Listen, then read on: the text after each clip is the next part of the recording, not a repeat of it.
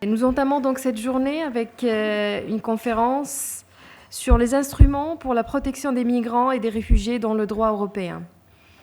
Nous aurons par la suite, tout comme hier, la possibilité d'avoir donc deux ateliers. Atelier 1 sur les conditions des étrangers dans la région, la Tunisie et le Maroc, animé par M. Hassan Boubakri et M. Mohamed Cherif. Deuxième atelier sur les conventions bilatérales en matière de sécurité sociale, animé par M. Kamel Madouri. Je suppose que vous avez déjà choisi l'atelier auquel vous voulez assister dès votre enregistrement ce matin. Alors, on terminera la journée avec un troisième atelier. Faut-il ouvrir les frontières? Le droit à la mobilité et à l'immigration, animé par Madame Catherine Vittel de Venden de l'Université Sciences Po de Paris. Alors, sans plus tarder, je laisse la parole à Monsieur Philippe de Brucker. À vous.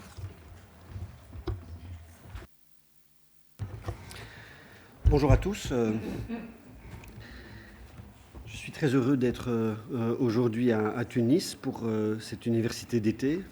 Comme j'anime une université à Bruxelles sur le même thème depuis 15 ans, je suis vraiment heureux de voir qu'on parvient à prendre des initiatives similaires en Tunisie et j'espère que ça continuera dans l'avenir et qui sait, peut-être qu'à un moment donné, on parviendra à collaborer dans le cadre de cours d'été entre les deux rives de la Méditerranée. Donc, juste un mot pour vous dire que je suis essentiellement un académique. J'enseigne à Bruxelles et à Florence. Je coordonne un réseau. Mais j'ai aussi une expérience pratique en ayant été fonctionnaire à la Commission, où j'ai participé il y a une dizaine d'années au lancement de la politique européenne d'immigration et d'asile.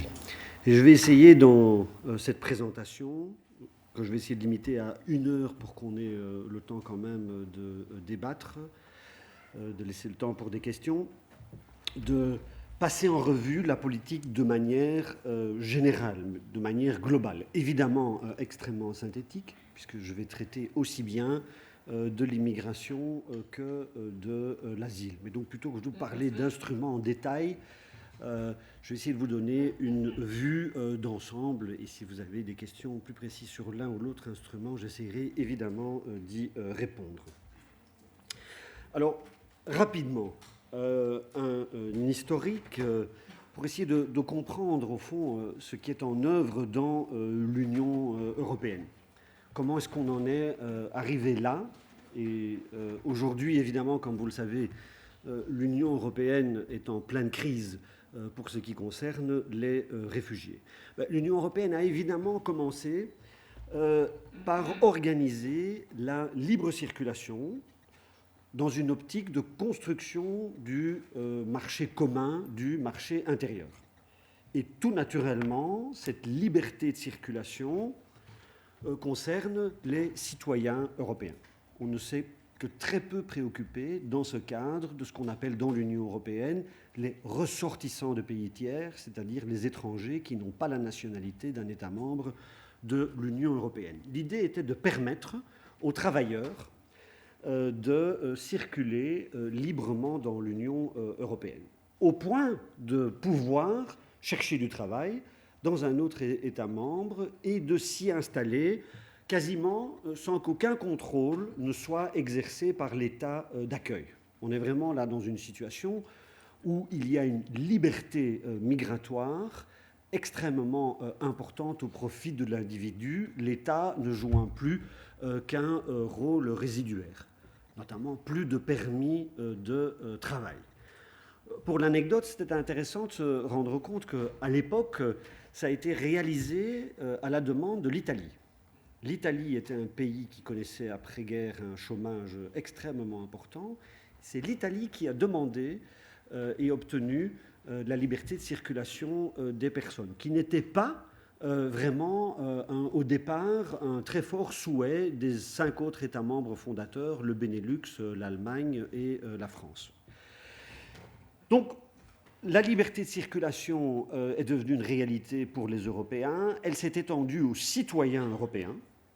Elle ne concerne aujourd'hui plus uniquement les travailleurs, mais l'ensemble des citoyens. Pour autant que ces personnes répondent à des conditions de base. Et si vous n'êtes pas travailleur, mais que vous vous déplacez en tant que citoyen, vous devez avoir des ressources suffisantes pour subvenir à vos besoins et une assurance maladie. Je ne peux pas rentrer dans ces détails, mais cette évolution s'est produite sous l'influence de la Cour de justice, qui a très fort poussé pour l'élargissement de la liberté de circulation des travailleurs aux citoyens, et aujourd'hui est encore en débat, parce que se pose la question de savoir dans quelle mesure les citoyens européens ont accès à ce qu'on appelle l'assistance sociale, aux droits sociaux de base dans un État membre d'accueil. Et il y a évidemment une contradiction.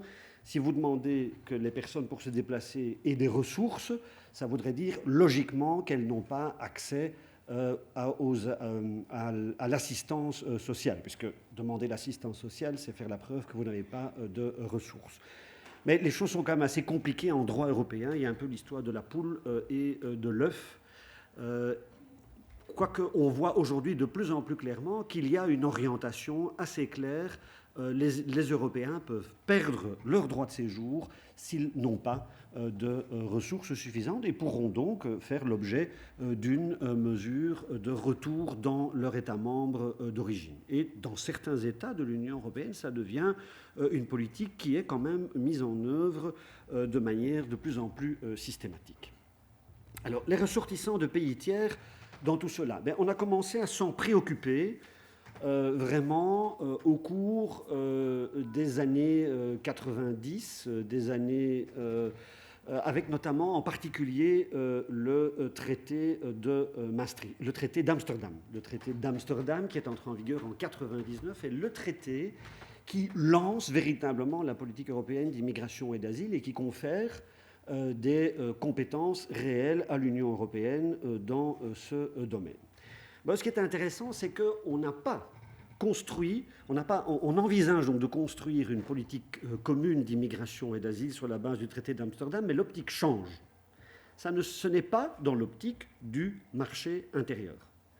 On change d'espace et c'est au sein de ce qu'on appelle l'espace de liberté, de sécurité et de justice, que j'ai abrévié ici le LSJ, où l'optique est différente. On n'est plus dans le cadre d'un marché à construire, on est dans le cadre d'un espace, certes de liberté, ce qui rappelle évidemment le marché, mais où il y a aussi des contrepoids en termes de sécurité qu'il convient d'assurer et en termes de justice qui doit être effective.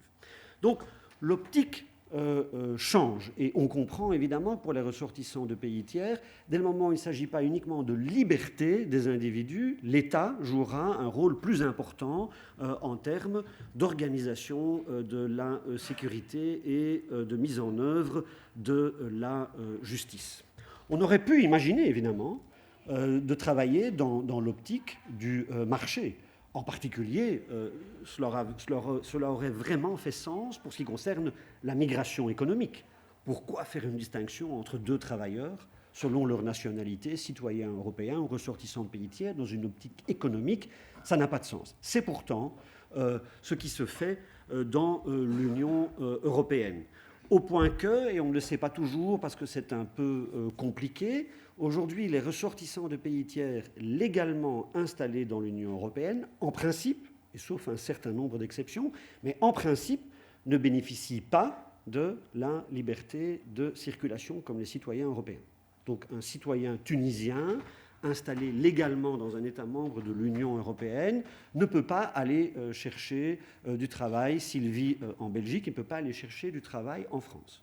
Il doit passer par les procédures d'immigration, sauf exception. C'est évidemment donc assez particulier, ce traitement différencié sur base de la nationalité entre citoyens européens et ressortissants de pays tiers. Mais il circule librement, c'est ça? Alors, on peut parler effectivement de... et c'est pour ça que les choses sont parfois un peu compliquées, qu'il y a des ambiguïtés. On peut voyager librement, circuler librement pour un séjour de maximum 3 mois dans l'espace Schengen, sur base du titre de séjour, sans plus devoir demander de visa. Mais dès qu'on est au-delà de 3 mois, on n'est plus dans la catégorie du voyage ou de la circulation, mais vraiment de la résidence. Les juristes utilisent le critère de 3 mois pour faire la distinction entre les personnes qui voyagent et les migrants. Bon, les statisticiens, les économistes en général prennent le critère d'une année. En droit, le critère est différent. Et c'est là qu'il y a souvent une ambiguïté et un mélange des choses. Il ne faut pas confondre l'espace Schengen en termes de voyage et puis l'Union européenne en tant qu'espace de circulation qui concerne la résidence. Alors, ce qui est frappant dans cette période de construction de l'Union européenne, c'est qu'il y a eu au départ un très gros travail sur ce que j'appelle l'européanisation du processus décisionnel. Lorsque les États membres ont accepté l'idée de construire une politique commune d'asile et d'immigration au niveau européen, s'est posé la question évidemment de savoir qui décide, qui fait quoi entre le niveau européen et le niveau des États membres. Et malgré l'idée de bâtir une politique commune d'immigration et d'asile, les États membres n'ont pas accepté facilement de se départir de leur pouvoir dans le domaine de l'immigration et de l'asile. C'est une histoire relativement bien connue. Et en réalité, les débuts de la politique d'immigration et d'asile ont essentiellement été consacrés à des débats institutionnels. Pendant très longtemps, on a moins parlé de la substance, du fond de la politique que des institutions, parce que la question était de savoir qui décide. Est-ce qu'on appliquait la méthode dite supranationale au sein de l'Union européenne, où il y a donc un vote à la majorité qualifiée au sein du Conseil, ce qui veut dire qu'il n'y a plus de droit de veto des États membres et où on associe pleinement le Parlement européen au processus décisionnel? Ou bien est-ce qu'on continue, même dans le cadre européen, est-ce qu'on continue à travailler selon la méthode intergouvernementale où le Conseil des ministres décide à ce moment-là à l'unanimité, ce qui signifie que chaque État membre a un droit de veto, comme dans une coopération internationale classique, et où le Parlement européen n'est que vaguement associé au processus décisionnel, puisqu'il rend un avis, mais que cet avis n'est pas contraignant. Et cette hésitation entre les deux méthodes a perduré jusqu'en 2009, avec le traité de Lisbonne. Donc c'est finalement quand même assez récent. Ça ne fait que 6 années qu'on a véritablement européanisé le processus décisionnel. Il est très important de garder ça en mémoire, parce que ça explique qu'il n'existe pas encore aujourd'hui de politique européenne d'immigration et de l'asile.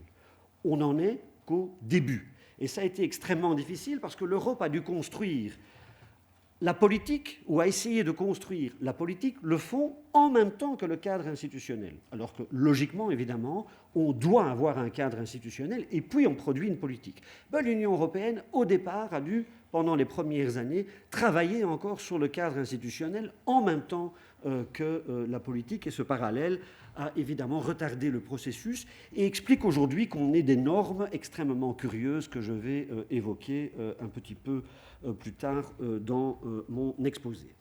Ce débat, d'ailleurs, n'est toujours pas terminé, parce qu'on s'est mis d'accord au niveau européen sur le partage du pouvoir législatif en faveur de l'Union européenne et donc de la méthode supranationale. Mais reste la question de l'exécution des législations, de la mise en œuvre pratique des politiques. Et là, les choses sont encore loin d'être clarifiées.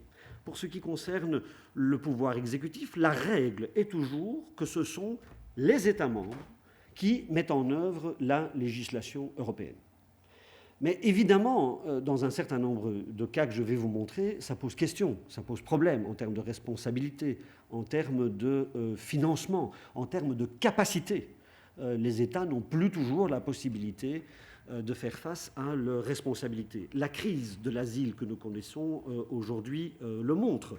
Par exemple, la Grèce est un État, pour diverses raisons, qui est aujourd'hui réellement incapable d'assumer ses responsabilités. Dans ce cas-là, qui fait quoi? Est-ce que l'Union européenne ne fait rien en disant c'est la Grèce qui devrait faire? Est-ce qu'on donne plus de pouvoir aux agences européennes, Frontex, l'agence frontière et l'asile, le Bureau européen d'appui en matière d'asile. Ce sont des questions qui se posent aujourd'hui, mais qui sont encore ouvertes. Et les États membres ne sont pas si près que cela à abandonner leurs prérogatives en termes de mise en œuvre de la législation. Par exemple, l'Italie est quelque peu contradictoire parce qu'elle en appelle à la solidarité européenne, mais d'un autre côté, elle dit aussi que c'est elle qui met en œuvre les législations européennes. Elle n'est pas si prête que cela à accepter facilement ce qu'on appelle dans cet épouvantable jargon bruxellois les hotspots, c'est-à-dire des centres organisés par les agences européennes où le premier accueil, l'identification et l'enregistrement des personnes arrivant, des réfugiés qui arrivent, se réaliseraient. Les Italiens, on le voit actuellement dans les débats, freinent un peu et ne sont pas si près que cela à accepter l'idée que ces hotspots vont être actifs sur leur territoire, parce que ça pose évidemment la question de savoir si ça ne préfigure pas l'avenir, et si on ne va pas entrer au niveau européen dans une nouvelle discussion sur l'européanisation de la mise en œuvre des législations et le pouvoir exécutif. Et tout ça est évidemment, je pense, particulièrement intéressant parce que nous sommes en plein questionnement toujours au niveau européen, puisque nous prétendons construire une politique commune, ou plutôt des politiques communes, en matière de visa, de court séjour, maximum 3 mois, en matière de frontières, en matière d'immigration et en matière d'asile, les 4 grands volets de la politique européenne. Mais qu'est-ce que c'est qu'une politique commune ? Le traité ne définit pas cette notion. Alors, ce n'est pas un débat qui est réservé uniquement aux juristes qui peuvent pendant des heures éventuellement se discuter cela ou même écrire une bibliothèque à ce sujet. C'est un débat extrêmement concret.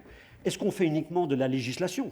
Et une fois qu'on a mis en œuvre la législation, la politique est en place. Je viens d'évoquer la question du pouvoir exécutif qui met en œuvre la législation. Mais derrière cela, il y a la question du financement. Qui finance ces politiques, qui paye. Et on est dans une situation assez paradoxale aujourd'hui, où les États sont chargés de la mise en œuvre de la législation, mais très souvent, lorsqu'il s'agit de faire, on appelle à l'Union européenne, alors que normalement, c'est eux qui devraient assumer leurs responsabilités budgétaires. Et vous avez, au-delà de ça, évidemment, le volet extérieur, qui interagit avec les organisations internationales, avec les pays tiers au nom de l'Union européenne. Quelle est la représentation externe de l'Union européenne ? En réalité, toutes ces questions sont posées au travers de l'objectif de politique commune qui doit encore être défini, et j'y reviendrai ultérieurement. Alors, rapidement, ce qu'on appelle l'acquis européens, c'est-à-dire les normes juridiques qui ont été adoptées et qui sont applicables. Alors il y a donc les grands blocs, et commençons par le volet migratoire, avant d'aborder avec la diapositive prochaine l'asile. Alors, il y a d'abord visa et frontières.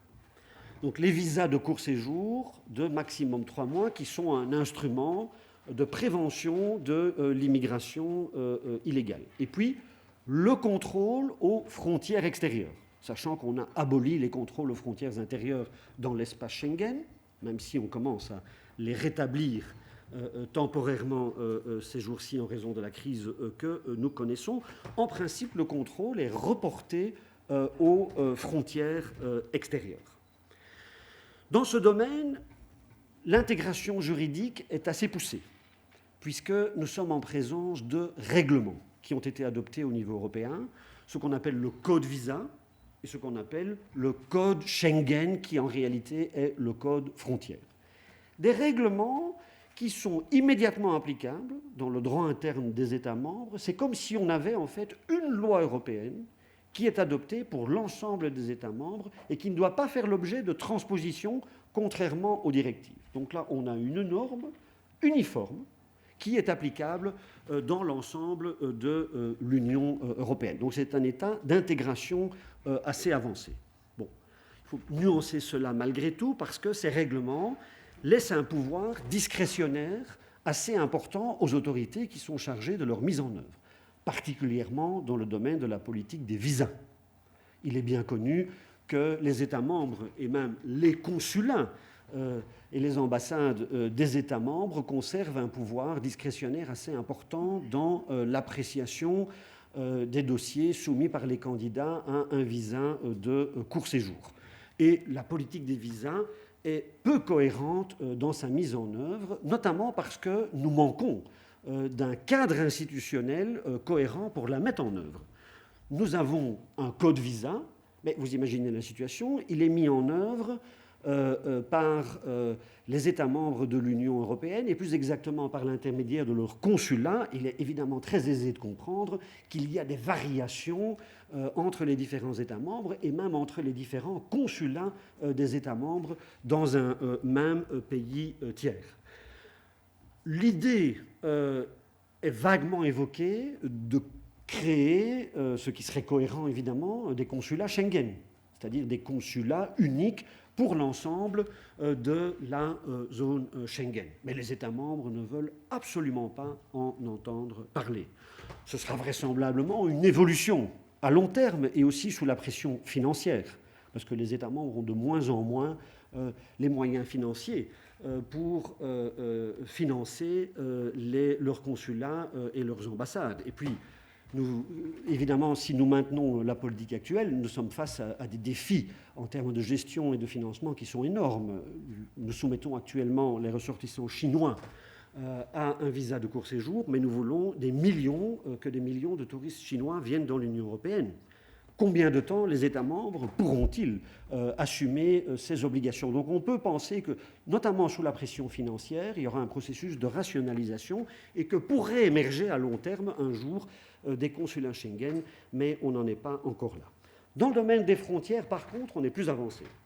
On a aussi un code frontière qu'on appelle le code Schengen, qui est plus précis que le code visa et qui laisse moins de pouvoir d'appréciation aux gardes-frontières confrontés à une personne qui arrive sur le territoire. Notamment parce que pour les nationalités les plus difficiles en termes de contrôle des flux migratoires, le tri est fait par la politique des visas. Donc normalement, les personnes qui arrivent à la frontière, soit ont un visa, et dans ce cas-là, le garde-frontière, dans la plupart des cas, ne va que constater que le visa a bien été délivré, soit proviennent de pays qui ne sont pas soumis à l'obligation de visa et où normalement le risque d'immigration illégale est extrêmement faible.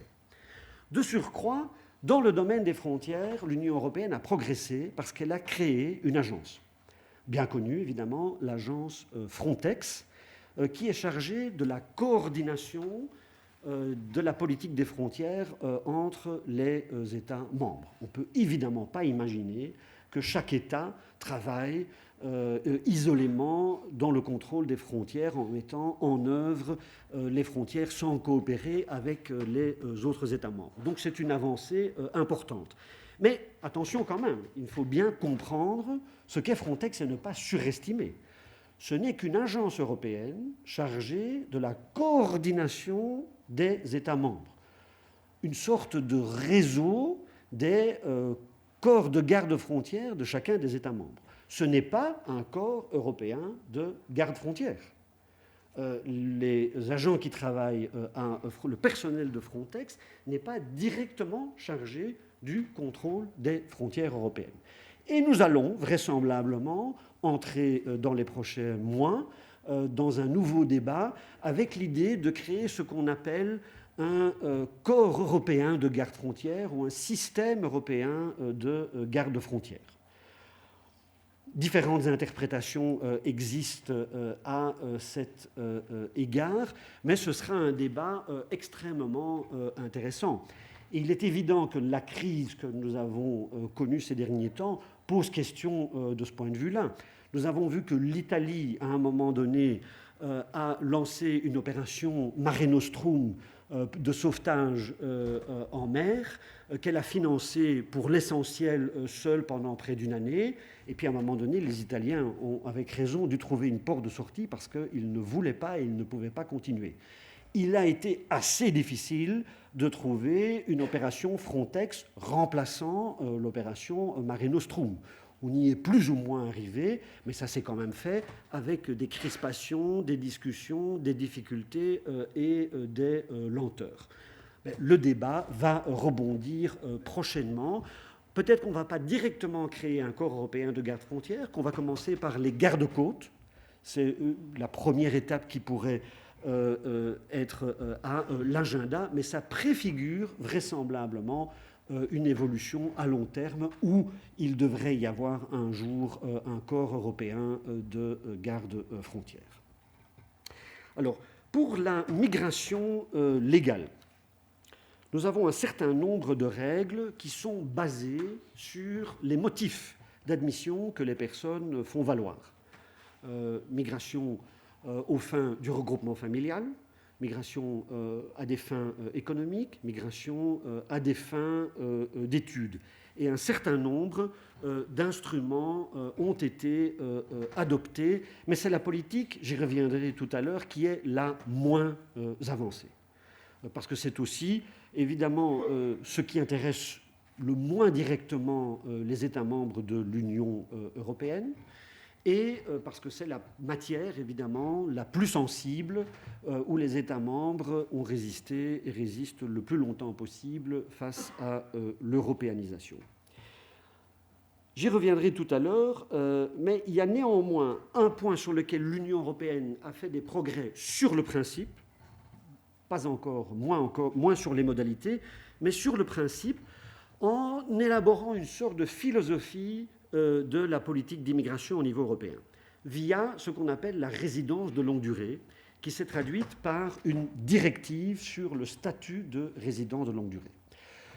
Et c'est une directive extrêmement importante parce qu'elle organise la transition de la migration temporaire à la migration permanente. Dans l'Union européenne, contrairement à ce qui se passe dans des pays d'immigration organisée, active, comme les États-Unis ou le Canada, on rentre, dans la plupart des cas, sauf rarissime exception, avec un permis de séjour temporaire, qui doit donc être renouvelé et qui, à un moment donné, peut ne pas être renouvelé. L'Union européenne s'est mise d'accord sur une norme, la directive résident de longue durée, qui a été adoptée en 2003, sur la base d'un principe assez simple. Après 5 années de séjour légal, les personnes peuvent obtenir le statut de résident de longue durée et un droit de séjour permanent. On passe de l'immigration temporaire à l'immigration permanente. Un titre de séjour qu'on ne peut plus perdre, sauf qu'il ne doit plus être renouvelé.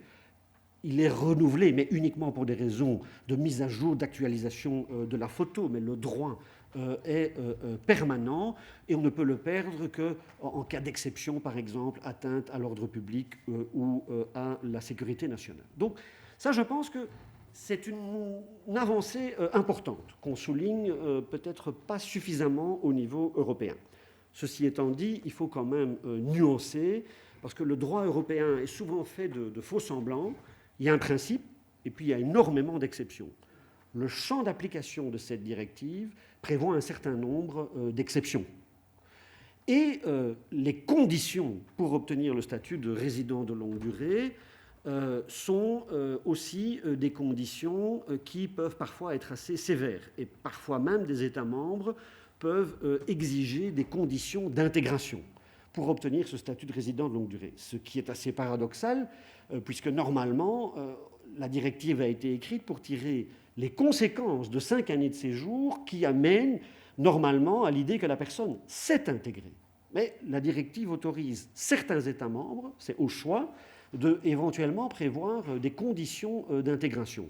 On voit encore là une fois qu'il y a un débat au niveau européen qui est assez important entre la cause et la conséquence. J'y reviendrai aussi tout à l'heure. Et puis, dernier volet de la politique migratoire, la lutte contre l'immigration illégale, qui est évidemment la politique qui intéresse le plus les États membres, parce que c'est le point qui fait l'objet d'un consensus entre les États membres au niveau européen. Tous les États membres sont évidemment d'accord pour dire qu'il faut lutter contre l'immigration illégale, alors que les États membres ne sont absolument pas d'accord sur la question de savoir s'il faut ou non rouvrir des canaux de migration légale, en particulier dans le domaine de la migration de travail. Alors, c'est un vaste champ dans le détail duquel je ne peux pas entrer. Il y a évidemment des mesures préventives qui ont été adoptées, la politique des visas, j'en ai parlé. Il y a des mesures répressives. La plus connue est certainement la directive Retour, dite Retour, qui a été adoptée en 2008 et dont on a beaucoup entendu parler, puisqu'elle autorise la détention des ressortissants de pays tiers en vue de leur retour pour une période maximale qui peut aller jusqu'à 18 mois. Alors, ce n'est pas 18 mois automatique, c'est beaucoup plus compliqué que ça, c'est beaucoup plus nuancé, il faut appliquer le principe de proportionnalité, donc attention à cela, mais ça a provoqué un très vif débat au niveau européen et même au niveau international. La question s'est posée de savoir si c'était la directive de la honte ou si c'était une directive dont l'Union européenne pouvait être fière selon certains observateurs. Le Parlement européen a soutenu cette directive dans le processus décisionnel parce qu'il y était pleinement associé, ce qui est intéressant parce que le Parlement européen a souvent eu une position extrêmement ouverte dans le domaine d'immigration tant qu'il ne devait rendre que des avis. Au fond, tant qu'il occupait un peu le ministère de la parole qui ne l'amenait pas à devoir prendre des responsabilités. Ici, le Parlement européen a accepté cette directive alors que certains, notamment des ONG, espéraient que cette directive soit bloquée par le Parlement européen. Ça n'a pas été le cas, mais il faut reconnaître, je pense aussi, que le Parlement a quand même pas mal pesé sur le contenu de cette directive et qui, je pense, peut effectivement être un peu ambivalente. C'est vrai qu'on peut trouver extrêmement contestable la possibilité de détenir quelqu'un en vue de son retour pendant 18 mois, mais le revers de la médaille, c'est qu'il y a quand même cette fois-ci une période maximale de détention qui est prévue, alors que ce n'était pas le cas auparavant, et que ce n'est pas un bloc de 18 mois autorisé dès le départ, c'est beaucoup plus contraignant que cela. Et en fait, la directive Retour offre pas mal de garanties juridiques aux personnes concernées.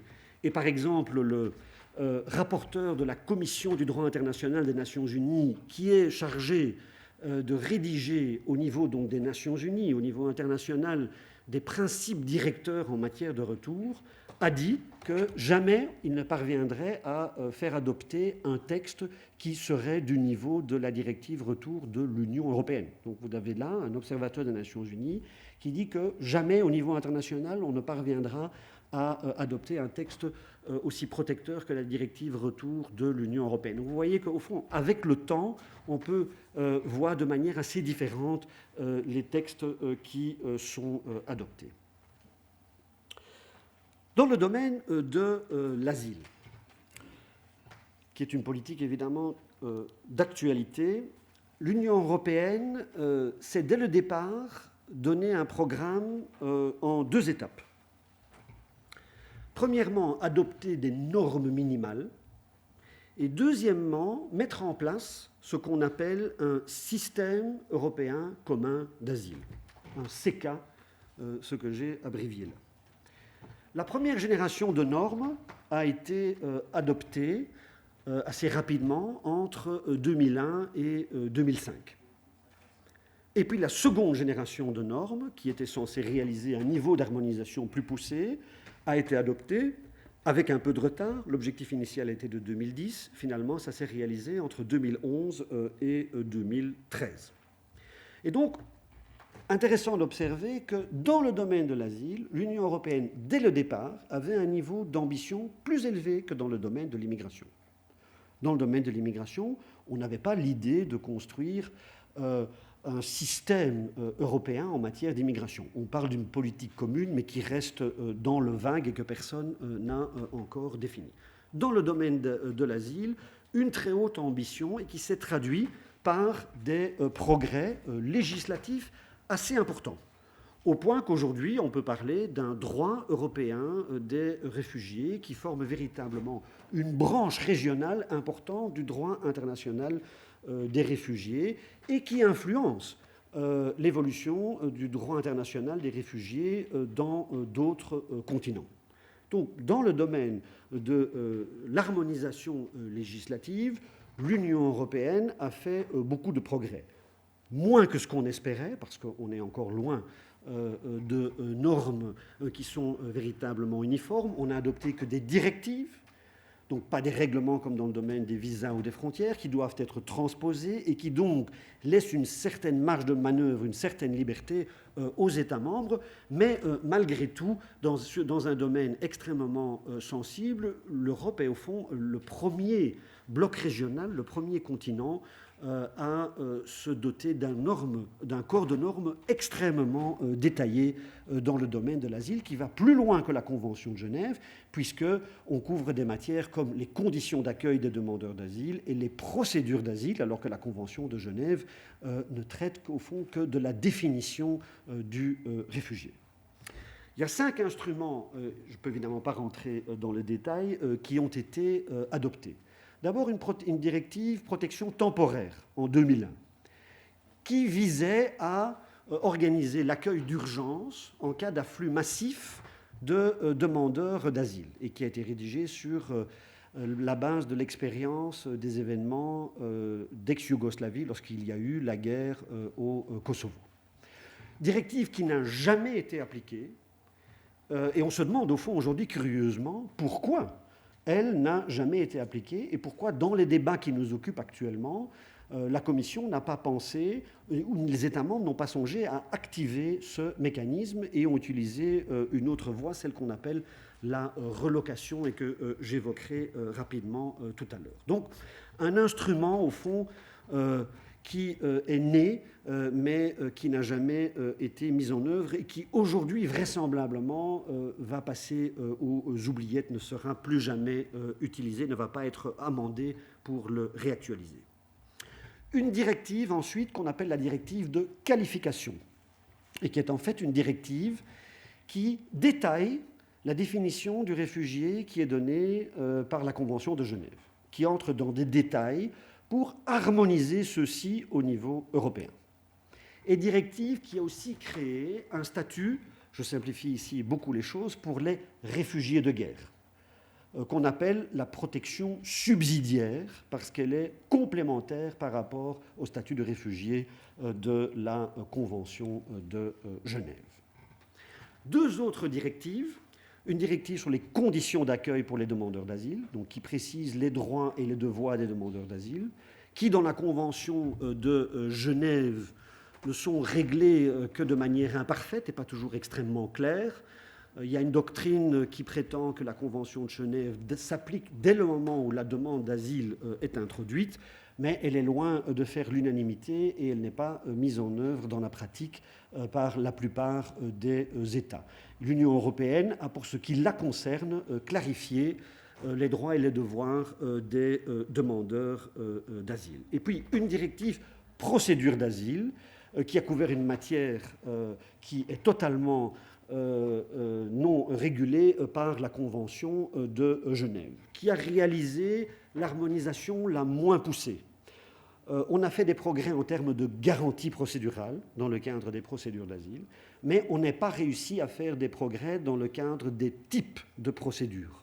Procédures frontières, procédures accélérées, procédures pour les pays tiers, procédures pour les pays d'origine sûre. Toutes ces questions ne sont qu'imparfaitement réglées par cette directive et font encore l'objet de beaucoup de variations au niveau européen. Et sans doute qu'on devra s'atteler à une 3e phase d'harmonisation législative, contrairement à ce qui était dit il y a un an. Il y a un an, au niveau européen, lors d'un conseil de juin 2014, on a entendu dire, les chefs d'État et de gouvernement, que la politique d'asile est terminée, il suffit de la mettre en œuvre.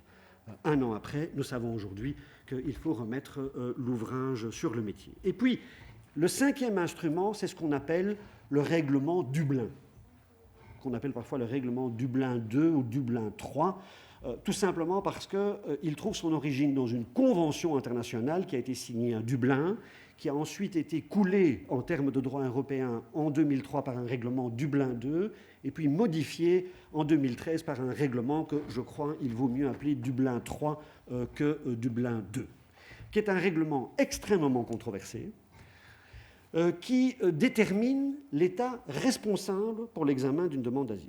Lorsqu'une demande d'asile est déposée, quel État est responsable ? Quelqu'un rentre dans l'Union européenne par la Grèce, dépose une demande d'asile en France. Qui est responsable ? La Grèce, parce que la personne est rentrée par la Grèce, ou la France, parce que c'est l'endroit où la demande est déposée. C'est l'objet de ce règlement, qui vise à déterminer l'État responsable. Ce n'est pas un instrument, et c'est important pour comprendre le débat, de solidarité. Il n'a absolument pas été conçu dans une optique de solidarité pour partager la charge que peut représenter l'accueil des demandeurs d'asile dans l'Union européenne. Et je dirais que c'est tout le contraire.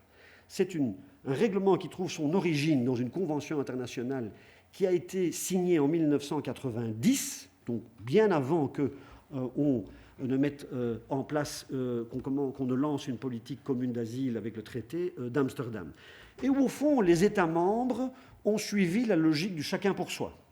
Même dans l'Union européenne, ils ont dit, au fond, chacun se débrouille avec les réfugiés dont il est responsable. Et ils ont fixé comme principal critère qui s'applique l'état d'entrée dans l'Union européenne. Que ce soit un État qui laisse rentrer légalement un demandeur d'asile, par exemple quelqu'un qui obtient un visa mais qui demande l'asile par la suite, c'est l'État qui délivre le visa qui serait responsable. Ou l'État qui laisse rentrer involontairement un demandeur d'asile dans l'Union européenne parce qu'il ne contrôle pas les frontières et la personne parvient à pénétrer au sein du territoire européen. Alors, c'est un règlement extrêmement controversé parce qu'il a évidemment pour conséquence que les États qui se trouvent en bordure géographique de l'Union européenne, au sud et à l'est, sont normalement les États responsables pour examiner les demandes d'asile des personnes qui arrivent dans l'Union européenne en passant par ces États, que ce soit par exemple l'Italie ou la Grèce. Mais là où les choses sont compliquées et où le débat est beaucoup plus nuancé, c'est que ce règlement est en grande partie inapplicable. Parce que rares sont les cas où on peut déterminer l'état d'entrée dans le cas où une personne rentre clandestinement dans l'Union européenne. Donc il y a un débat finalement extrêmement confus où les États du Sud disent en vertu du règlement nous sommes responsables et c'est injuste, et les États du Nord qui répondent mais ce règlement n'est pas appliqué dans la pratique et c'est nous en réalité qui supportons l'essentiel de la charge. Ça rend passablement complexe le débat sur la solidarité, et il est évident que dans les circonstances actuelles, le règlement Dublin est devenu inapplicable. L'Allemagne a d'ailleurs décidé de ne plus l'appliquer aux demandeurs d'asile provenant de Syrie dans un premier temps, mais dans un second temps vient de rétablir les contrôles aux frontières intérieures avec l'Autriche, et vraisemblablement que l'une des raisons, c'est de pouvoir renvoyer en Autriche, sur la base du règlement Dublin, les personnes qui passeraient par la frontière entre l'Autriche et l'Allemagne. Donc, on ne sait pas encore si le mécanisme Dublin est définitivement hors jeu. L'Union européenne a bien compris qu'en temps de crise, il ne peut pas fonctionner, mais il n'est pas exclu que les États membres continuent à considérer qu'en temps normal, il devrait s'appliquer, et ça va évidemment nourrir le débat sur la solidarité. Alors, ce qui apparaît, au fond, extrêmement clairement, à propos du système européen commun d'asile et avec la crise que nous connaissons, c'est qu'une politique commune, et dans le cas d'espèce ici on parle de système européen commun d'asile, cela ne repose pas uniquement sur l'harmonisation législative. Des normes communes ne suffisent pas. La crise actuelle le montre.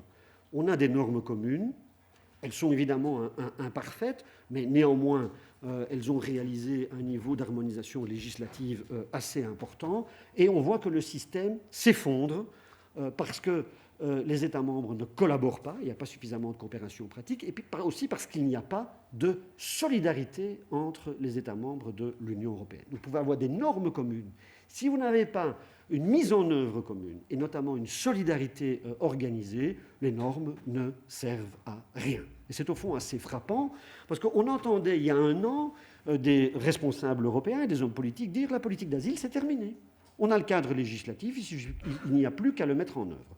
Aujourd'hui, on voit que le cadre législatif ne suffit pas, que la mise en œuvre elle-même ne suffira pas, parce que se pose la question du débat de qui fait quoi, qui paye quoi.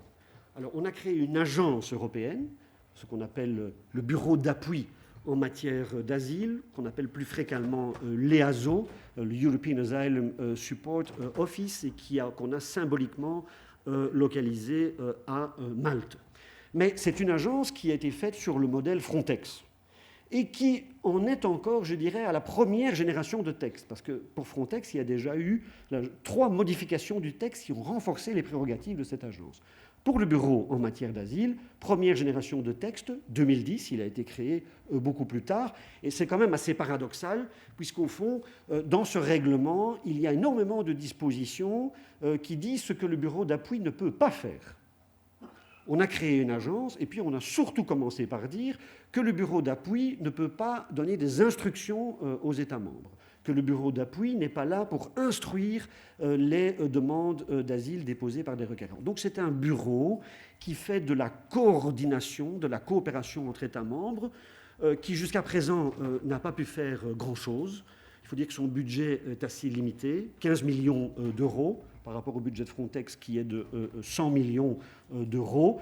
Et puis vous imaginez, vous connaissez comme moi la bureaucratie européenne, quand on crée une agence en 2010, il faut quelques années avant de pouvoir commencer à travailler réellement. Il suffit de parler avec son directeur qui explique toujours avec beaucoup de joie les difficultés qu'il a eues, puisque pour recruter du personnel, il devait avoir un comité de recrutement, mais qu'il n'y avait évidemment pas de comité de recrutement puisqu'il n'y avait pas de personnel. Et malgré le fait que l'Union européenne avait déjà créé près d'une trentaine d'agences, il n'y avait aucune expérience en la matière et il a vraiment dû improviser dans un cadre bureaucratique extrêmement rigide. Le débat va certainement s'ouvrir, nous allons entendre, et c'est nécessaire, l'idée de renforcer les pouvoirs du Bureau européen d'appui en matière d'asile. Et même des hommes politiques, la présidence luxembourgeoise a évoqué l'idée de créer une juridiction d'appel au niveau européen qui contribuerait à l'harmonisation des reconnaissances de la qualité de réfugiés faites par les États membres. Ce qui est une idée intéressante. Mais c'est quand même assez frappant de voir que des hommes politiques, au moment où ils assument la présidence de l'Union européenne, la lancent dans le débat, alors que celui-ci n'est certainement pas mûr et il faudra encore beaucoup de temps avant qu'on y arrive. Dans le domaine de l'asile, la question de la solidarité se pose, et de ce point de vue-là, au niveau européen, je dirais que nous n'en sommes à peu près nulle part. Pendant quelques années, la Commission et le Conseil des ministres ont prétendu mettre en œuvre une approche, ce qu'ils appellent la toolbox, c'est-à-dire la boîte à outils, sur la base de différents instruments de coopération entre États membres. En réalité, c'était pour cacher l'essentiel du débat, à savoir comment est-ce qu'on partage la charge que représente l'accueil des réfugiés dans le domaine de l'asile. Et maintenant, la question, avec la crise que nous connaissons, est pleinement posée. On n'a pas pu éviter plus avant le débat.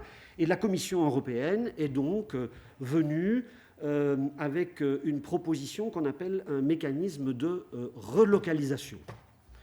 Relocation, le terme en français de relocalisation est ce qu'il est. C'est la seule traduction plus ou moins horrible qu'on a trouvée.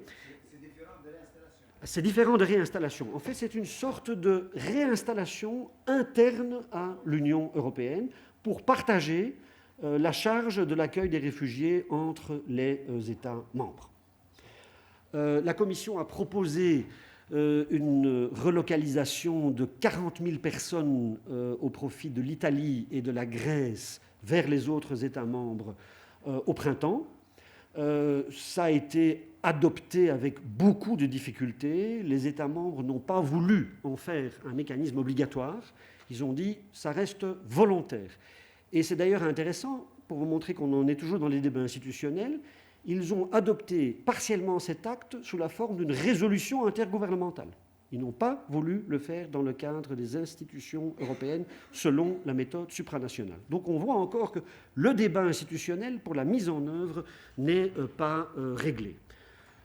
Comme évidemment la proposition de la Commission européenne était totalement insuffisante, pour ne pas dire surréaliste, puisqu'on évoque la relocalisation de 40 000 personnes, alors qu'il en arrive bien plus par le biais de l'Italie et de la Grèce. Nouvelle proposition formulée par la Commission européenne très récemment de 120 000 personnes supplémentaires, qui a été, vous en avez sans doute entendu parler, recalée par le Conseil des ministres de la Justice et des Affaires intérieures qui s'est réuni lundi soir et qui montre qu'il y a un nouvel axe de division qui apparaît dans l'Union européenne. C'est plus seulement nord-sud, c'est aussi est-ouest.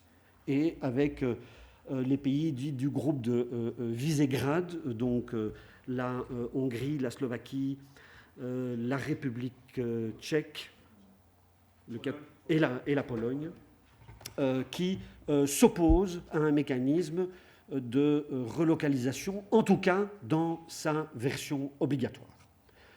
Et là, un débat dont on ne sait pas sur quoi il va déboucher. Est-ce qu'une solution va être trouvée à l'amiable, je dirais par consensus, ou pas? Est-ce qu'on va aller à la crise? On pourrait imaginer de provoquer un vote à la majorité qualifiée au sein du Conseil. Il y aurait une majorité qualifiée pour imposer ce mécanisme, même aux États membres qui n'en veulent pas. Mais est-ce qu'on peut très sincèrement imaginer que l'on va forcer un pays, par exemple comme la Hongrie, à accepter des demandeurs d'asile qui seront relocalisés au départ de l'Italie et de la Grèce? Je prends la Hongrie parce que ça vous montrer la hauteur du débat. La Commission européenne, peut-être très adroitement, mais ça nous montre quand même à quel stade on en est, a proposé aussi de décharger la Hongrie, parce qu'elle ne veut pas du mécanisme, d'un certain nombre de demandeurs d'asile. Au fond, neutraliser l'opposant en lui disant « vous ne voulez pas de ce mécanisme, mais on va l'appliquer à votre profit ». C'est le niveau du débat actuel dans l'Union européenne. Il y a un niveau de désunion, je dirais, qui est absolument incroyable. Et par rapport à ce que vous évoquiez tout à l'heure, la réinstallation, eh bien, c'est assez frappant de voir qu'il est plus facile de trouver un accord sur la réinstallation de réfugiés en provenance de pays tiers, sur des chiffres certes limités, 20 000, mais il est plus facile de s'accorder sur la réinstallation que sur la relocalisation. Un certain nombre d'États préfèrent prendre des réfugiés en provenance de pays tiers plutôt que de prendre des réfugiés d'un autre État membre au nom de la solidarité européenne. C'est dire vraiment où on en est et le triste état de l'Union européenne dans ce dossier. Alors il y a évidemment aussi dans le domaine de l'asile toute la dimension externe. Volet réinstallation, coopération avec les pays de premier accueil, et puis aussi ce qu'on appelle la protection régionale. Le terme est assez mauvais, mais encore une fois, aider les pays de premier accueil à développer leur capacité de protection dans le domaine de l'asile, et aussi, dans toute la mesure du possible, à intégrer par le biais d'un certain développement les populations réfugiées installées sur leur territoire. Inutile de dire, vous le savez comme moi, que la discussion européenne est assez surréaliste, puisque l'Union européenne s'accorde sur la réinstallation de 20 000 personnes, mais a des difficultés pour relocaliser un groupe de 120 000 personnes, alors que, vous connaissez les chiffres, Turquie, 2 millions de réfugiés syriens, Liban, 1 million, Jordanie, 650 000. Qu'est-ce qui se passe avec un continent entier comme l'Union européenne, composée de 28 États et même un peu plus lorsqu'on tient compte des États Schengen qui collaborent, près de 500 millions d'habitants? On voit tout de suite le décalage entre le niveau des débats européens et la réalité. Alors, le niveau d'intégration, et j'en terminerai par là pour qu'on ait quand même le temps de débattre un petit peu, où est-ce qu'on en est dans la réalité des politiques? J'en ai déjà un petit peu parlé, et donc sur certains points, je pourrais aller relativement vite. En matière de lutte contre l'immigration illégale, on est assez avancé. Du moins dans la théorie et d'un point de vue juridique, on a des règlements et on a une agence Frontex qu'on va vraisemblablement renforcer. Donc c'est le dossier, le domaine dans lequel on a fait le plus de progrès et dans lequel on va sans doute encore faire des progrès. J'ai parlé suffisamment de l'asile, puisqu'on s'est rendu compte dans ce domaine que l'harmonisation législative n'a pas servi à grand-chose et que nous devons maintenant entrer dans des débats qui portent sur la mise en œuvre. Qu'est-ce qu'on va faire avec le Bureau européen d'appui en matière d'asile ? Est-ce qu'on va le transformer en une agence européenne qui a de véritables pouvoirs ? Et puis, qu'est-ce qu'on va faire en termes de financement ? Est-ce qu'on va renverser les principes dans le domaine de la politique d'asile qui serait financée au niveau européen et qui ne serait plus financée par les États membres. Il est évident qu'il y a un décalage entre la répartition des compétences et le financement, à tel point qu'aujourd'hui, il est devenu difficile d'expliquer ce que c'est qu'une frontière européenne. Si vous prenez la frontière dite extérieure de l'Union européenne, est-ce que c'est une frontière européenne ou une frontière nationale ? Vous pouvez dire qu'elle est européenne parce que le règlement européen s'applique et régit le passage des personnes. Mais c'est mis en œuvre par les États membres et c'est financé par les États membres, avec le soutien financier de l'Union européenne et avec le soutien de l'agence Frontex, qui, dans certains cas, on est déjà à se substituer à certains États membres. Dans le cas de la Grèce, aujourd'hui, on est en présence d'un État qui est véritablement sous perfusion et où la politique des frontières est très largement financée par l'Union européenne. Alors, est-ce qu'on peut rester dans un système, au fond, où une frontière est régulée par un règlement européen, mis en œuvre par un État au profit des autres, cet État étant néanmoins censé financer le contrôle des frontières extérieures ? Et je pense que la réponse est évidemment négative. Le problème, c'est qu'on sait qu'on doit aller plus loin, mais qu'il n'est pas évident de se mettre d'accord sur comment aller plus loin. Et on verra dans les prochains mois l'évolution du débat sur l'idée de progresser en faveur d'un système européen de garde frontières. Dans le domaine de la migration légale, un très faible niveau d'harmonisation législative. D'abord, harmonisation législative partielle. On n'a pas harmonisé grand-chose dans le domaine de la migration de travail. On n'a harmonisé que l'entrée, l'admission des travailleurs hautement qualifiés, en créant, ou plutôt en prétendant créer une carte bleue européenne qui, à nouveau, n'est ni bleue ni européenne. Parce que c'est une carte bleue qui est délivrée par un État membre, qui n'est valable que pour cet État membre et qui ne donne quasiment pas de possibilité de circulation, d'installation dans les autres États membres. Et aujourd'hui, la Commission européenne a enfin accepté l'idée que la carte bleue créée en 2009 est insuffisante et qu'on doit la rénover, mais en termes de communication, je ne sais pas comment les Européens vont expliquer au reste du monde que cette fois-ci, ils créent la vraie carte bleue qui va vraiment attirer les travailleurs hautement qualifiés dans l'Union européenne. Ça va être assez difficile de vendre quelque chose qu'on a déjà prétendu avoir créé dans l'avenir. Le regroupement familial est aussi un domaine très emblématique, très symbolique et qui montre les difficultés de la matière et, au fond, les faux semblants du droit européen. Alors, on a une directive en matière de regroupement familial. On a plus ou moins harmonisé la définition de la famille qui est susceptible de bénéficier du regroupement familial, c'est-à-dire la famille nucléaire, papa, maman et les enfants. On a pu intégrer plus ou moins les couples non mariés, évidemment pas les couples homosexuels dans cette définition. Mais là où on n'est pas parvenu à s'accorder, c'est sur les conditions en matière de regroupement familial, qui dans la directive paraissent très sévères, puisque ce sont des conditions de ressources, d'assurance maladie et également la possibilité d'imposer même des conditions d'intégration aux membres de la famille, ce qui est assez paradoxal, parce qu'on peut se demander comment un membre de la famille, au stade de son admission, peut être intégré puisqu'il n'est pas encore présent sur le territoire. Mais en réalité, ces conditions ne sont sévères qu'en apparence, parce que c'est un catalogue de conditions qui est optionnel et qui n'est pas obligatoire. Ce qui fait qu'il y a encore aujourd'hui des différences très fortes entre les législations des États membres. pour savoir si on a droit au regroupement familial dans l'Union européenne, il ne sert à rien de regarder la directive européenne en la matière, il faut regarder la législation nationale où se trouve encore le cœur de la matière. Et c'est évidemment assez difficile à comprendre parce que logiquement, quand on adopte une directive, c'est pour harmoniser au niveau européen en matière de regroupement familial. Et je dirais de manière générale, dans le domaine de la migration légale, on a inventé le droit européen soft, c'est-à-dire du droit européen qui est contenu dans un instrument contraignant, mais qui contient des dispositions juridiquement non contraignantes. Ça montre évidemment vraiment les faux semblants, les trompe-l'œil qui existent dans cette matière. En termes de mise en œuvre des législations, c'est totalement laissé aux États membres.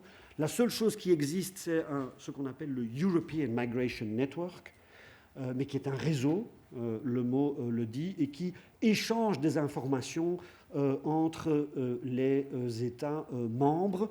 Et le point de coordination, en réalité, est une société privée qui a gagné ce marché suite à une adjudication. Ça vous montre à quel point ce réseau est peu intégré. Par ailleurs, dans le traité de Lisbonne, une disposition prévoit que les quotas de travailleurs migrants provenant de pays tiers restent une compétence exclusive des États membres. Donc on ne pourra jamais imaginer que des quotas de travailleurs migrants soient fixés au niveau européen. C'est une précaution que l'Allemagne a demandée. Elle a accepté de se départir de son droit de veto et qu'on passe à la majorité qualifiée dans ce domaine. Mais elle a voulu mettre au fond un verrou pour empêcher l'harmonisation européenne d'aller jusqu'à ce stade, ce qui en réalité n'avait jamais été envisagé. Donc on ne peut pas envisager de quotas de travailleurs migrants, mais ça paraît assez difficile de toute manière d'aller sur ce point, d'aller jusque-là, puisque nous sommes au fond dans une contradiction, puisqu'on veut construire une politique commune d'immigration, en ce compris pour la migration de travail, mais nous n'avons pas de politique européenne de l'emploi, nous n'avons qu'une coordination assez vague des politiques nationales, et il n'y a pas de marché européen de l'emploi, ça n'existe pas. Alors évidemment, on peut se demander comment on peut prétendre bâtir une politique commune dans le domaine de la migration de travail si on n'a pas un marché du travail qui est commun, une politique de l'emploi qui est commune. Par contraste, dans le domaine des visas, on peut imaginer que des quotas soient fixés au niveau européen, et c'est d'ailleurs la proposition de la Commission européenne en termes de relocalisation. Et puis, pour terminer, l'intégration, qui est une compétence européenne extrêmement limitée, puisque c'est ce qu'on appelle une compétence d'appui. L'Union européenne ne peut faire qu'organiser des échanges d'informations entre les États membres ou proposer des financements pour soutenir des initiatives innovatrices. Mais elle ne peut absolument prendre aucune initiative législative dans ce domaine. Donc tout ce qui concerne l'intégration reste de la compétence essentielle des États membres. Et il est 10h30. J'espère être parvenu à vous présenter un tableau dont je sais qu'il est évidemment extrêmement général de la politique européenne dans le domaine de la migration et de l'asile. Et avant que les organisateurs ne décident que nous devons aller déguster un café, nous avons peut-être quelques minutes pour échanger, débattre ou que je puisse répondre à des questions. Voilà, merci. Vous avez exprimé en termes d'un niveau d'ambition beaucoup plus élevé que les politiques européennes en matière de migration, c'est-à-dire, sauf que c'est dans cette matière, à savoir donc la politique européenne en matière d'asile, que le manque de coordination il est aussi pesant, donc à travers des exigences sécuritaires et tout ça. On sait tous que les exigences de sécurité prévalent donc plus que d'autres considérations en matière de droit d'asile. Je sais pertinemment que les débats qui sont actuellement donc, très chauds au niveau européen sont celles qui réclament plus de rigueur en matière de coordination dans ce domaine-là, à savoir donc il y a un composite entre droits de l'homme et droit d'asile qui est devenu de plus en plus pesant pour l'Europe. Donc des insinuations que l'Europe, qui est le berceau des droits de l'homme, soit donc confrontée à de telles manipulations, à de telles, disons, un manque de coordination entre les États membres. Et merci. Vous avez exprimé en termes d'un niveau d'ambition beaucoup plus élevé que les politiques européennes en matière de migration, c'est-à-dire, sauf que c'est dans cette matière, à savoir donc la politique européenne en matière d'asile, que le manque de coordination il est aussi pesant, donc à travers des exigences sécuritaires et tout ça. On sait tous que les exigences de sécurité prévalent donc plus que d'autres considérations en matière de droit d'asile. Je sais pertinemment que les débats qui sont actuellement donc, très chauds au niveau européen sont celles qui réclament plus de rigueur en matière de coordination dans ce domaine-là, à savoir donc il y a un composite entre droits de l'homme et droit d'asile qui est devenu de plus en plus pesant pour l'Europe. Donc des insinuations que l'Europe, qui est le berceau des droits de l'homme, soit donc confrontée à de telles manipulations, à de telles, disons, un manque de coordination entre les États membres. Et merci. Assez importante. La subsidiarité, on aura peut-être l'occasion d'en parler en aparté par la suite. L'idée, c'est que c'est un principe de droit européen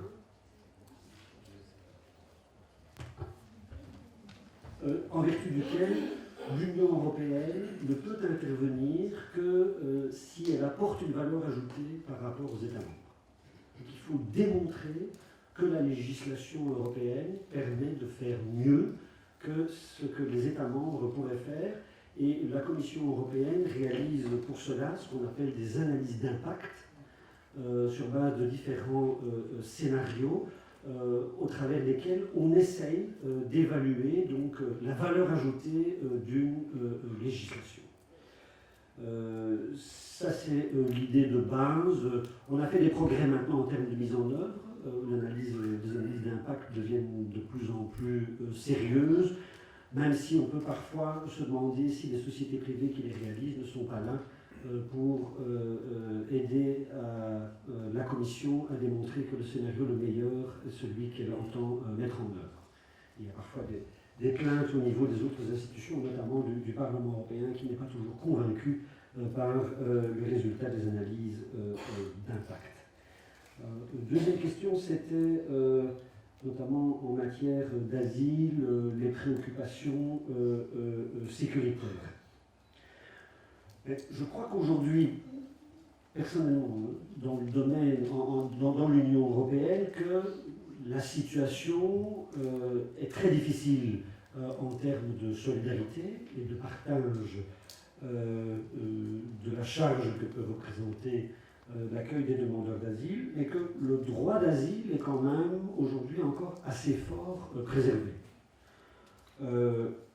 On a sans doute assisté à un certain nombre de cas de refoulement de demandeurs d'asile, non pas vers leur pays d'origine évidemment, mais vers des pays tiers dont on peut se demander s'ils sont des pays sûrs. Il faut dire que les Européens ont une vision assez restrictive, ont des exigences assez limitées pour qu'un pays soit sûr. En gros, ils considèrent qu'un pays est sûr dès le moment où ce pays ne va pas refouler le demandeur d'asile vers le pays d'origine. Par exemple, on refoule vers la Turquie, pour autant que la Turquie ne refoule pas vers la Syrie. On peut discuter de cela, on peut se demander si, pour qu'un pays soit sûr, il ne doit pas offrir non pas seulement des garanties en termes de refoulement indirect, mais aussi des garanties en termes de conditions d'accueil. Quelles sont les conditions d'accueil? Mais il y a là des controverses entre juristes et un débat qui n'est pas extrêmement clair. La Convention, on peut penser effectivement que la Convention de Genève et surtout la jurisprudence de la Cour de Strasbourg est plus exigeante et qu'on ne peut pas renvoyer quelqu'un évidemment vers un pays où il subirait des traitements inhumains ou dégradants, aussi en termes de conditions d'accueil. Je dirais que le plus gros problème auquel nous faisons face aujourd'hui en Europe, c'est l'accès au territoire européen pour pouvoir introduire une demande d'asile. On ne peut introduire une demande d'asile que si on accède au territoire européen. À part la réinstallation, mais qui est extrêmement limitée, 20 000 personnes, il n'est pas possible d'introduire une demande de visa en tant que demandeur d'asile. Et les ambassades, c'est pas possible. Non. Vous pouvez tenter d'introduire une demande de visa humanitaire, mais les conditions sont largement discrétionnaires et c'est assez peu mis en œuvre. Et puis il y a de toute manière une contradiction manifeste, c'est que normalement on ne va délivrer un visa de court séjour que si vous apportez la preuve que vous avez l'intention de retourner dans votre pays d'origine. Donc évidemment, dans le cas de réfugiés, c'est évidemment une preuve qui par définition ne peut pas être rapportée. Donc je crois que c'est l'accès au territoire européen qui est aujourd'hui le principal débat. Et c'est au fond pour cela que les régions, les personnes sont obligées de payer des passeurs pour traverser, par exemple, la Méditerranée au péril de leur vie. Maintenant, n'accablons peut-être pas trop l'Union européenne, ce n'est pas un problème uniquement européen. C'est aujourd'hui un problème général que la Convention de Genève ne règle absolument pas. On a le droit de chercher asile, mais quelle est la substance véritable de ce droit au regard des obstacles que l'on met en œuvre, par exemple la politique des visas? C'est un débat qui n'est pas uniquement européen, et c'est un débat beaucoup plus large et qui rebondit d'ailleurs en droit international, par exemple avec la question de ce qu'on appelle la responsabilité de protéger. Est-ce qu'on peut intervenir dans un autre État parce que cet État ne prend pas ses responsabilités en termes de protection par rapport à ses citoyens? Le débat, au fond, de l'ingérence dans ce qui ne sont plus des affaires intérieures des autres États, puisque les droits de l'homme aujourd'hui ne sont certainement plus une affaire intérieure, mais néanmoins aussi le degré de responsabilité que les États acceptent, responsabilité extra-territoriale au dehors de leur territoire. Donc c'est un débat très complexe et beaucoup plus large qu'on ne peut l'imaginer. La Convention des Nations Unies de 1990 sur les droits de tous les travailleurs migrants. Alors, il n'y a que quelques États membres, effectivement, c'est très limité, qui ont ratifié cette convention. J'ai une opinion assez personnelle peut-être sur la question, mais à mon égard, à mon avis, c'est un débat essentiellement symbolique, parce que la ratification de cette convention ne servirait pas à grand-chose, étant donné que la plupart des garanties qu'elle prévoit se trouvent déjà en droit européen ou en droit interne. Donc moi je dirais personnellement que demander à affronter les Européens sur la question de la ratification de la Convention, c'est poser un débat en termes essentiellement symboliques. Alors, je sais bien que les symboles ont évidemment leur importance. En termes symboliques, ce serait effectivement un geste important, mais honnêtement, on a déjà une lasagne juridique avec des couches et des couches dans lesquelles on a des difficultés à s'y retrouver. Ajouter une couche supplémentaire sans se préoccuper de la mise en œuvre, à mon avis, n'apporterait pas grand-chose.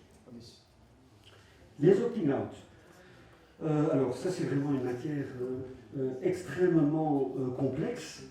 Je ne sais pas si vous faisiez essentiellement allusion à la position au Royaume-Uni,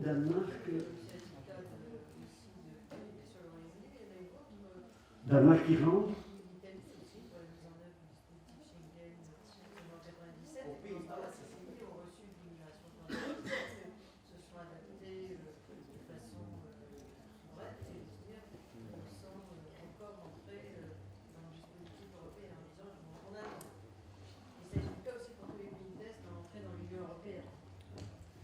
Le dispositif 2+3+2 pour l'accès des nouveaux Européens de l'Est au marché du travail européen, par exemple. Entre autres, il y a eu d'autres choses. Il y a eu Schengen pour l'Italie, il y a eu d'autres situations analogues pour d'autres dispositifs européens. Donc ça donne un désordre très important dans l'application d'un certain nombre de dispositifs auxquels ils ont souscrit. Ah d'accord, là, je comprends mieux maintenant votre question. En réalité, il y a d'un côté les opting-out, c'est-à-dire un certain nombre d'États membres de l'Union européenne qui ne participent pas à la politique commune d'immigration et d'asile. Royaume-Uni, Irlande, parce que ce sont des îles, et Danemark, parce que le Danemark est aussi une île du point de vue de la conception de la politique de justice et d'affaires intérieures. Et puis alors, il y a une autre question qui sont les périodes transitoires qui sont prévues en termes de liberté de circulation. Par exemple, c'est toujours le cas avec la Croatie aujourd'hui, qui vient seulement de rejoindre l'Union européenne. La Croatie, non, la Roumanie s'est terminée en 2014. C'est une période transitoire de 7 années avant que la libre circulation des travailleurs ne devienne complète, ne devienne effective. On peut effectivement débattre, est-ce que c'est utile, est-ce que c'est pas utile. Dans le cas de la Croatie, ça paraît vraisemblablement très peu utile parce que le nombre de Croates est quand même extrêmement, la population est limitée et les candidats au départ sont vraisemblablement aussi limités. Alors pour Schengen, là c'est encore un débat différent puisque en réalité on ne devient membre du club Schengen que lorsqu'on prouve que l'on satisfait véritablement les conditions pour assumer ses responsabilités et notamment contrôler les frontières extérieures de l'Union européenne. La Roumanie et la Bulgarie attendent toujours. Alors, certains prétendent en réalité, la Roumanie et la Bulgarie sont tout à fait à même d'assumer leurs obligations, que le contrat est rempli, que c'est pour des raisons purement politiques qu'on ne laisse pas rentrer dans Schengen, notamment parce qu'on ne parviendrait pas à assumer ça vis-à-vis de l'opinion publique. Et je pense que c'est assez vrai en réalité. La difficulté vient du fait que la décision doit être prise à l'unanimité. Il y a toujours un État membre qui a une raison pour s'opposer à l'entrée de la Roumanie et de la Bulgarie dans le club Schengen. Excusez-moi, je n'ai pas compris. Donc, tout à l'heure, vous avez dit que la Roumanie c'est déjà fait. Et j'ai pas compris. Ah non, alors c'est dit. Il faut distinguer les domaines. La Roumanie c'est déjà fait pour la libre circulation des travailleurs roumains. Dans l'Union européenne, Schengen, ça ne concerne pas la migration de travail, ça concerne le contrôle des frontières extérieures et la politique des visas. Une autre complexité du droit de l'Union européenne, qui est vraiment, je le reconnais très volontiers, une matière pénible, c'est cette distinction entre ce qui relève de Schengen et ce qui ne relève pas de Schengen.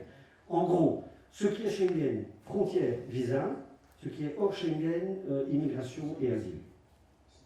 Et ça a de l'importance quant aux États qui participent et ne participent pas. Alors, le partenariat pour la mobilité. Alors, en fait, le partenariat pour la mobilité est un instrument juridiquement non contraignant. C'est une sorte de soft law. Pour tout le monde. Ça n'est pas obligatoire pour la Tunisie, pour les deux parties. Donc, de ce point de vue-là, il n'y a pas de différence. Pourquoi est-ce qu'on a prévu d'utiliser un instrument juridiquement non contraignant? C'est parce qu'on a voulu inclure dans cet instrument différentes matières qui ne relèvent pas toutes de la compétence de l'Union européenne, et notamment la migration légale. Les grands volets, il y a 4 volets.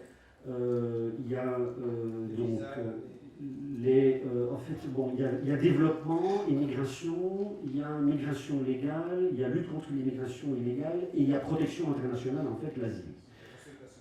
Le problème, c'est que dans le domaine de la migration légale, les quotas, je vous l'ai dit, relèvent de la compétence de l'Union européenne. Donc, si on faisait un instrument juridiquement contraignant, ce n'est pas possible du côté européen, sans faire ce qu'on appelle un traité mixte, qui devrait être ratifié, non pas uniquement par l'Union européenne, mais aussi par chacun de ses États membres. Vous imaginez, s'il faut que les 28 États membres participent, avant qu'ils ne ratifient, ça peut prendre 10 ou 15 ans. C'est pour ça qu'on recourt à des instruments juridiquement non contraignants. Le double degré de juridiction en matière d'asile, pourquoi en imaginer à un niveau européen? C'est parce qu'on se rend compte que harmoniser les législations dans cette matière ne suffit pas. Il faut harmoniser les pratiques. Et c'est la détermination de la qualité des réfugiés qui varie encore d'une administration à l'autre entre les États membres. Alors, une manière d'harmoniser les pratiques, parce qu'on ne peut pas imaginer de mettre en place une administration commune, en tout cas pas à ce stade-ci, dans le domaine de l'asile, ce serait de prévoir que le niveau d'appel ne se fait plus au niveau national, mais se fait au niveau européen, et ça permettrait alors d'harmoniser plus la reconnaissance de la qualité de réfugiés en première instance parce que le juge serait européen et les décisions normalement du juge doivent être suivies par les premières instances. Les tribunaux normands ou bien la Cour de l'Union européenne qui va regarder en deuxième instance? Alors ça, on n'en sait rien. L'idée serait vraisemblable, pourrait être de créer une chambre au sein de la Cour de justice de Luxembourg, mais en réalité, c'est beaucoup plus compliqué que ça, parce que Luxembourg ne tranche pas en fait, mais uniquement en droit.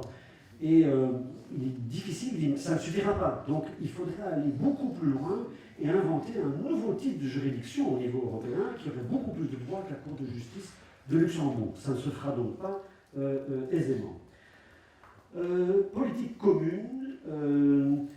Il y a une politique commune, il y a des normes, mais il n'y a pas de solidarité, il n'y a pas suffisamment de coopération. Je suis tout à fait d'accord avec ce qui a été dit.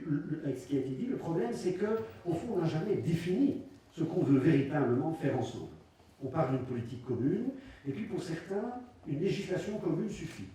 Et parfois, c'est vraiment hypocrite, parce que la législation commune n'est même pas commune. Je vous ai donné l'exemple du regroupement familial, où en fait, on fait une directive qui n'est pas juridiquement contraignante dans un certain nombre d'aspects. Donc, les Européens n'ont pas encore clairement défini leurs objectifs, jusqu'où veulent-ils aller dans le domaine de l'immigration et de l'asile.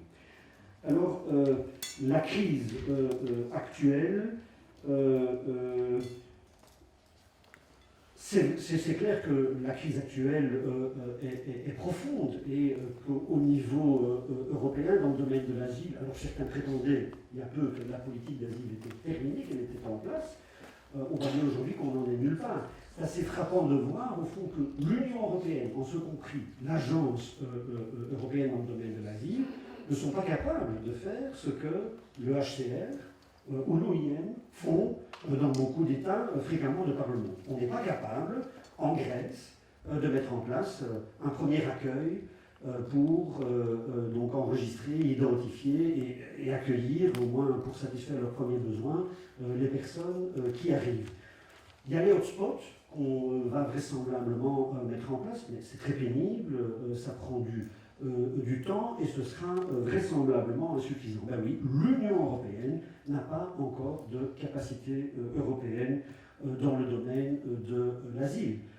Et elle ne va en acquérir qu'à partir du moment où on se mettra d'accord qu'on veut aller jusque-là. Alors que certains prétendaient, ou même vont encore continuer à prétendre, qu'au fond, une législation commune suffit. Alors qu'en temps de crise, on se rend bien compte que ça ne suffit pas. Mais alors, est-ce qu'on va dire, c'est une période de crise, et donc ça va passer, et alors on va revenir à la gestion quotidienne, ou bien est-ce qu'on va véritablement aller beaucoup plus loin? C'est une belle question pour l'avenir, et je vous avoue que je n'ai pas la réponse. Statut particulier des Maghrébins dans l'Union européenne, personnellement, je vois un statut particulier très limité au fond. Les Maghrébins, à part le droit français, il y a quelques dispositions particulières. Dans le droit européen, il n'y a que très peu de dispositions spécifiques aux Maghrébins. Ça se limite aux droits sociaux en vertu de certaines conventions européennes qui ont été conclues. Mais finalement, vu le fait que ces droits sociaux sont aussi prévus dans le droit commun de l'Union européenne, il n'y a pas un statut extrêmement particulier. Voilà, j'espère. Même en droit français, je pense qu'il n'y en a pas. On a des dispositions spécifiques.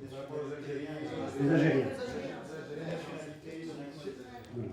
Essentiellement les Algériens. Voilà. J'espère avoir répondu. Juste parce que c'est la Merci beaucoup. J'ai promis une toute dernière intervention à monsieur. Et puis, nous sommes vraiment limités par le temps, donc nous devons passer à la pause café avant d'entamer les prochains ateliers. Donc, une toute dernière intervention. Merci. Donc, juste en principe, vous avez déjà répondu pratiquement. Ma question était par rapport à lorsque nous avons dit que on voudrait vraiment, s'il y a moyen vraiment de parler d'une politique commune européenne en matière de migration et d'asile. Mais peut-on parler de politique si jamais on voit qu'il n'y a pas une harmonisation au niveau législation? Alors, comment peut-on espérer vraiment une harmonisation en matière de pratique? Donc, d'après vous, est-ce que là, on parle, on essaie d'aller vers une optique quelque chose d'une façon, prenons les choses d'une façon pragmatique, pour vraiment que ça soit lié de l'impact? Est-ce qu'il faut axer les efforts en matière de pression, et je parle de l'effort que peut faire la société civile pour vraiment mener et faire de la pression sur les États membres, sur l'Union européenne, pour qu'elle aille vers l'harmonisation des pratiques, ou se focaliser sur une politique, et on sait d'avance, même s'il y a eu une politique commune européenne, ça ne va rien donner en matière d'impact et quelque chose vraiment de concret, quoi. À vous, Monsieur Philippe. En un mot, je crois qu'il faut peut-être être un peu patient. La politique commune d'immigration et d'asile a seulement été lancée il y a 15 ans. Le marché intérieur s'est construit en 50 années. Donc la politique commune d'immigration et d'asile prendra aussi du temps. Jusqu'où on ira, ça reste à voir. Et au fond, la crise actuelle nous donnera la réponse dans quelque temps. On sait que l'Union européenne progresse souvent à l'occasion d'une crise. J'espère que ce sera l'occasion cette fois-ci et que ce ne sera pas un retour en arrière, mais nous le verrons avec la prochaine réunion du Conseil des ministres et puis d'un Conseil européen. Un échec, je pense, néanmoins, n'est pas exclu. Mais ça serait vraisemblablement, à ce moment-là, une crise profonde dans laquelle nous allons entrer. L'Union européenne en a connu de très profondes dans le passé, notamment dans le domaine de la politique d'agriculture. Quand la France refusait même de siéger au Conseil des ministres, la France est revenue et puis on a progressé. Peut-être que ce sera la même chose, donc patience. Merci beaucoup, Monsieur Philippe. Merci d'avoir pris le temps d'être avec nous en Tunisie pour cette école d'été, pour cette riche présentation. Je vous invite, chers participants, à une courte pause café avant de passer au prochain atelier. Merci.